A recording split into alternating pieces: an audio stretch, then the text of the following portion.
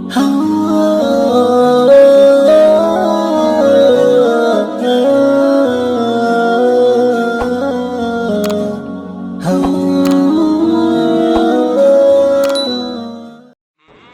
بھی ایسا ہی ہے کہ بھائی محرم کا مہینہ دوسرے مسلکوں میں منحوس ہے، اہل سنت والجماعت کے ہاں محرم منحوس بولو بھائی نہیں ہے۔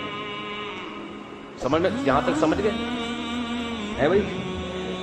محرم کے مہینوں میں شادی بیاہ کیا کریں، اس کے دو فائدے ہیں، ایک اخروی اور ایک دنیاوی۔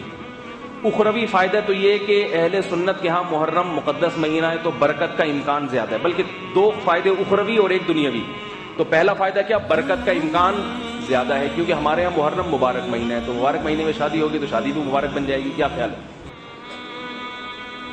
دوسرا فائدہ ہوگا بدعت کی تردید، کہ بھئی ہم اہل سنت ہیں تو ہمارے ہاں یہ لوگ اس کو برا سمجھتے ہیں محرم میں شادی کو، جب آپ محرم میں شادی کریں گے تو لوگ برا سمجھنا چھوڑ دیں گے، یہ بھی نیکی ہے، اس کا بھی آخرت میں اجر۔ اور ایک دنیاوی فائدہ یہ ہے کہ محرم میں ہال سستے ہوتے ہیں، محرم میں ہال، وہ کام جو 1,00,000 روپے میں ہونا تھا 50,000 میں ہو جائے گا۔ کیا خیال ہے؟ تو جب آپ کی شادی 50,000 میں ہو رہی ہے تو 1,00,000 روپے خرچ کرنے کی کیا ضرورت ہے؟ کیا خیال ہے بھائی؟ اور بعد میں پچھتانا بھی ہے، زیادہ پیسے خرچ کر کے پچھتاؤ گے، پیسے بھی گئے اور پچھتا بھی رہے ہو، تو بہتر نہیں ہے کہ اتنا کم خرچہ ہو، آدمی کہ چلو غلطی ہوئی تھی لیکن اتنا خرچہ ہوا بھی نہیں تھا، تھوڑے میں یہ ٹینشن میں نے پالی ہے تو تھوڑے میں تو ٹھیک ہے، اتنے زیادہ پیسے دے کے میں خامخواہ میں ٹینشن لے کر آؤں، یہ بعض دفعہ ہو جاتا ہے۔ بعض لوگ مجھے مثال بیان کرتے ہیں کہ فلاں نے محرم میں شادی کی تھی تو دیکھو کیا ہو گیا، ان کے طلاق ہو گئی، یہ ہو گیا، فلانا ہو گیا۔ یہ ان لوگوں کی باتیں ہیں جن کو اللہ پہ اعتماد اور توکل نہیں ہے۔ جب ایک چیز کی حقیقت نہیں ہے تو کرو، اگر طلاق ہو جائے، جھگڑا ہو جائے تو محرم پہ نہ بلیم کرو، محرم کے خلاف کیس نہ کرو۔ بھائی جھگڑے کی وجہ دیکھو، اگر بیوی لڑاکا ہے تو چاہے ربیع الاول میں شادی ہو یا رمضان میں ہو، جھگڑے ہوں گے۔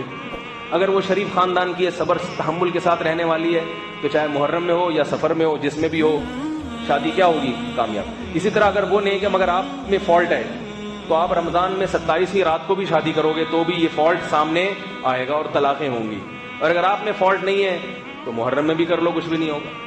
اور ایک بات آخری کہہ کے بس بات ختم، کہ محرم میں اگر دیکھو کہ کسی کے ہاں شادی کامیاب نہیں ہوئی تو پریشان نہ ہوا کرو، ربیع الاول والوں کی بھی کون سا کامیاب ہو رہی ہے۔ آئی بات سمجھ میں؟ ہمارے پاس جو طلاق کے کیس آ رہے ہیں وہ محرم والے ہیں ہی نہیں، کیونکہ محرم میں تو ہوتی ہی نہیں شادی۔ جتنے کیس آ رہے ربیع الاول، رمضان، عید کے دن بھی شادی ہوئی اور بقرعید سے پہلے طلاق ہو گئی۔